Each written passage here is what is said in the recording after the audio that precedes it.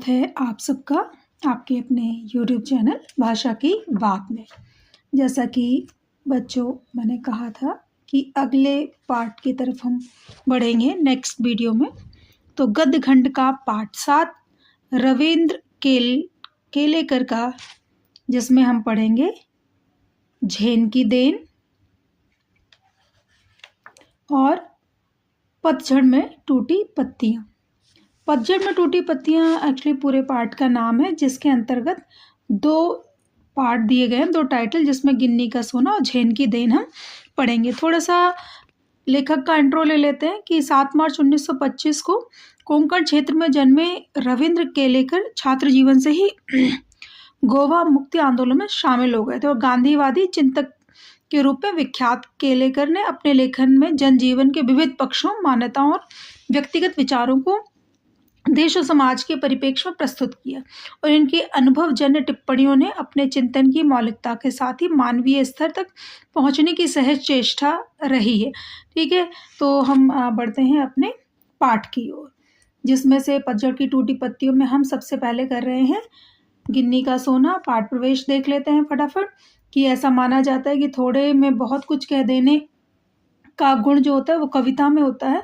जब कभी यह गुण किसी गद्य रचना में दिखाई देता है, तब उसे पढ़ने वालों को यह मुहावरा याद नहीं रखना पड़ता कि सार सार को गहिरे थोथा दे उड़ाए। मतलब वैल्यूएबल चीज़ को अपने आप पास रखना है और जो व्यर्थ की चीज़ें हैं उन्हें निकाल के फेंक देना, अपने मन से भी अपने घर से भी। कह रहे सरल लिखना, थोड़े शब्दों में लिखना बहुत कठिन होता है, ये रियलिटी है बेटा। बहुत ईजी वे में लिखना और कम शब्दों में लिखना थोड़ा कठिन कार्य होता है, फिर भी ये काम होता रहा है। सूक्ति कथाएं, आगम कथाएं, जातक कथाएं, पंचतंत्र की कहानियां उसी लेखन के प्रमाण है। इसमें ऐसा लिखा गया। और जो प्रस्तुत ये पाठ है गिन्नी का सोना, और हम बेटा कंटिन्यू आप लोग देखते रहिए, क्योंकि हम क्वेश्चन आंसर्स भी डिस्कस करेंगे इसके। प्रस्तुत पाठ के प्रसंग पढ़ने वालों से थोड़ा कहा बहुत समझने की मांग करते हैं। ये प्रसंग महज पढ़ने गुनने की नहीं, एक जागरूक और सक्रिय नागरिक बनने की प्रेरणा भी देते। और पहला प्रसंग गिन्नी का सोना जीवन में अपने लिए सुख साधन जुटाने वालों से नहीं, बल्कि उन लोगों से परिचित कराता है जो इस जगत को जीने और रहने योग्य बनाता है। ठीक है, ऐसे लोगों से परिचित कराता है जो वास्तव में इस संसार को लोगों के जीने लायक बनाते हैं। दूसरा प्रसंग झेन की देन बौद्ध दर्शन में बने ध्यान की उस पद्धति की याद दिलाता है जिसके कारण जापान के लोग आज भी अपनी व्यस्ततम दिनचर्या के बीच कुछ चैन के पल खोज लेते हैं। आइए फटाफट पढ़ जाते हैं पाठ गिन्नी का सोना। तो गिन्नी का सोना जो पाठ है, इस पाठ में शुद्ध सोना अलग है, गिन्नी का सोना अलग है। इसमें गांधी जी के प्रैक्टिकल आइडियलिस्ट वाले जो चरित्र है, जो कैरेक्टर है, उसके विषय में बड़े व्यापकता से वर्णन किया है। यहाँ अर्थ तो बहुत आपको व्यापक अपने अंदर दिखाई देगा, कम शब्दों में व्यापक अर्थ। तो शुद्ध सोना अलग है, गिन्नी का सोना अलग। गिन्नी के सोने में थोड़ा सा तांबा मिलाया हुआ होता है, इसलिए वह ज़्यादा चमकता है। ज़ाहिर सी बात है, आपने सोना देखा होगा, जो भी आभूषण बनते हैं उसमें 22 कैरेट के सोने से बनते हैं, 22 कैरेट के सोने से आभूषण नहीं बनाए जा सकते। तो शुद्ध आदर्श भी सोने के जैसे होते हैं। चंद लोग उनमें व्यावहारिकता का थोड़ा सा तांबा मिला देते हैं। व्यावहारिकता मतलब क्या है? प्रैक्टिकलिज्म जो होता है उसको प्रैक्टिकल आइडियलिस्ट कहकर उनका व्याख्यान करते हैं। क्यों? क्योंकि अगर हम व्यावहारिकता का थोड़ा सा तांबा नहीं मिलाएंगे तो चीज़ें आगे चल नहीं पाएंगी। पर बात ना भूलें कि बखान आदर्शों का नहीं होता, बल्कि व्यावहारिकता का होता है। और जब व्यावहारिकता का बखान होने लगता है तब प्रैक्टिकल आइडियलिस्टों के बीच के जीवन से आदर्श धीरे धीरे पीछे हटने लगते हैं और उनकी व्यावहारिकता सूझबूझ ही आगे आने लगती है। अब सोना पीछे रह जाए, तांबा ही आगे आता है। चंद लोग कहते हैं गांधी जी प्रैक्टिकल आइडियलिस्ट थे, व्यावहारिकता को पहचानते थे, उसकी कीमत जानते थे, इसलिए वे अपने विलक्षण आदर्श चला सके, वरना हवा में ही उड़ते रहते, देश उनके पीछे ना जाता। जैसा कि पढ़ते आ रहे हैं और आप लोग सुनते भी आते हैं कि गांधी जी के आदर्श क्या है, आदर्शों पर ही सारा समाज, सारा देश चला। जब भी हमें आज़ादी मिली तो एक पैराग्राफ इसमें भी, व्यावहारिकतावादी जो लोग होते हैं, व्यवहारवादी जो लोग होते हैं, वो हमेशा सजग रहते हैं। सजग रहने का मतलब क्या है? वो अपने आसपास क्या हो रहा है, क्या चीज़ें घटित हो रही और क्या लाभ है, क्या हानि है, किस तरह से काम करना है, वो हिसाब किताब लगा कर चलते हैं, तभी वो जीवन में सफल रहते हैं। और गांधी जी का भी यही उद्देश्य था। जब उन्होंने ठान लिया कि अंग्रेजों को देश से बाहर निकालना है, तो उन्होंने उस सोच को, उस विचार को पूरे भारतवर्ष में प्रसारित किया और सारा देश उनके साथ एकजुट होकर के अहिंसा के बल पर आज़ादी लड़ने के लिए तैयार हो गया। और यही इसी को कहते हैं प्रैक्टिकल आइडियलिस्ट। अगर सिर्फ वो विचार करते और खुद ना उसमें झुकते, अपने आप को झोंकते, तो वो नहीं कर सकते थे। तो उन्होंने अपने आप को खुद तपाया, उसके बाद शुद्ध सोने की तरह निखर कर वो आए और उन्होंने लोगों को अनुशासन के साथ आगे बढ़ने की प्रेरणा दी। ये है आपका गिन्नी का सोना। दूसरा ही पार्ट इसमें पड़ जाता है झेन की देन। फटाफट, झेन की देन क्या है? झेन की देन जापान की एक परंपरा है, चाय पीने की एक परंपरा है, जिसमें व्यस्ततम दिनचर्या, बहुत बिजी शेड्यूल रहता है वहाँ के लोगों का भी, तो अपने लिए कुछ चैन के पल खोज लेते हैं। ऐसी दिनचर्या का यहाँ पे वर्णन किया है। और यहाँ पे चाय पीने की जो परंपरा है, कौन सी परंपरा चाय पीने की?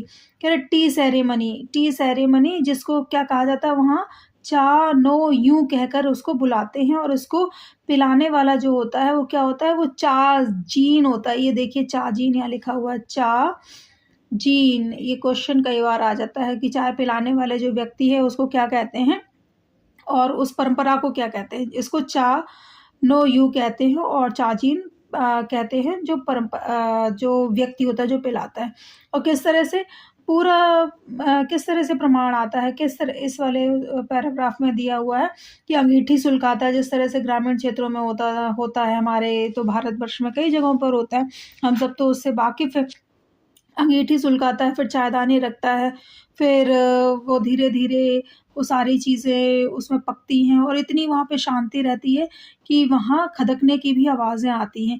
चाय तैयार होती है और लेखक क्या कहते हैं, उन प्यालों में सिर्फ़ एक घूँट चाय डालती है और उसको हमें घंटों सिप-सिप करके पीना होता है, और लेकिन वहाँ पे बातचीत बिल्कुल नहीं करनी होती है।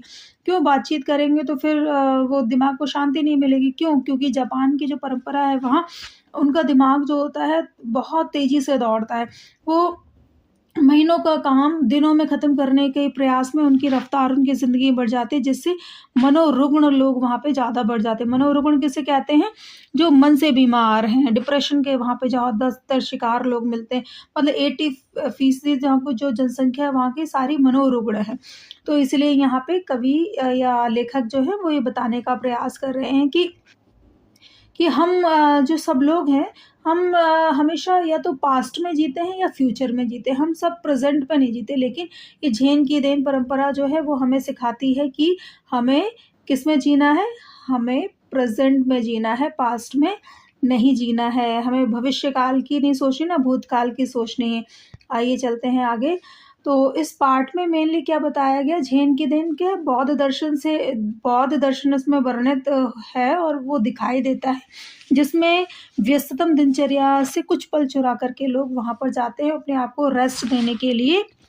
उस प्रक्रिया के दौरान वो शांत बैठते हैं। आइए फटाफट कर लेते हैं प्रश्नोत्तरी कि शुद्ध सोना, गिन्नी का सोना अलग क्यों होता है? शुद्ध सोना, या जैसे कि आप लोगों को दिखाई दे रहा है, शुद्ध सोना क्या हो गया? शुद्ध सोना होता है 24 कैरेट का और गिन्नी का सोना होता है 22 कैरेट का, जिसमें तांबा मिलाया जाता है। क्यों? क्योंकि ताकि जो ज्वेलरी है उसका निर्माण किया जा सके। प्रैक्टिकल आइडियलिस्ट किसे कहते हैं? प्रैक्टिकल मतलब क्या हो गया? जो चीज़ों को वाक़िफ़ तरीके की तरह या सहसा के तरह जीना चाहते हैं, तो उनको चीज़ें लॉज़ लेकर आने पड़ेंगे। आइडियलिस्ट मतलब क्या? उन चीज़ों आदर्श स्थापित करना, जैसे कि गांधी जी थे। पाठ के संदर्भ में शुद्ध आदर्श क्या है? शुद्ध आदर्श वो आदर्श होते हैं जो किसी भी व्यक्ति को ऐसा बना दें कि वो समाज को ऐसा बना दे कि वो जीने लायक हो। ऐसा ना बना दे कि समाज में लोग डर-डर के जिएँ। आगे बढ़ते हैं। लेखक ने जापानियों के दिमाग में स्पीड का इंजन लगाने की बात क्यों कही है? क्योंकि वहाँ की दिनचर्या ऐसी ही है, लोग स्पीड का इंजन लगाकर चलते हैं वहाँ पे, इसलिए जापानियों के दिमाग में स्पीड का इंजन लगाने की बात कही। जापान में मैंने यहाँ लिख के रखा हुआ चा नो यू, जापान में चाय पीने की विधि को कहते हैं चा नो यू। जापान में जहाँ चाय पिलाई जाती है उस स्थान की क्या विशेषता? उस स्थान की क्या विशेषता है? ग्रामीण क्षेत्रों के जो पुराने ज़माने की तरह वहाँ पर्णकुटी बनाई जाती है। फिर दफ्ती वाले दफ्ती वाले वहाँ दीवारें हैं, तामती चटाई बिछाई जाती है। बाहर बेढप सा जिसमें कोई डिज़ाइन नहीं, ऐसे ऊबड़-खाबड़ सा एक बर्तन रखा जहाँ पानी रखा हुआ था, हाथ धोने की व्यवस्था है, फिर अंगीठी सुलगाई जाती है जिसमें चाय का बदबदाना, खदखदगाना वहाँ सुनाई देता है, मतलब पुरानी परंपरा है ताकि लोग अपने आप में शांति महसूस कर सकें।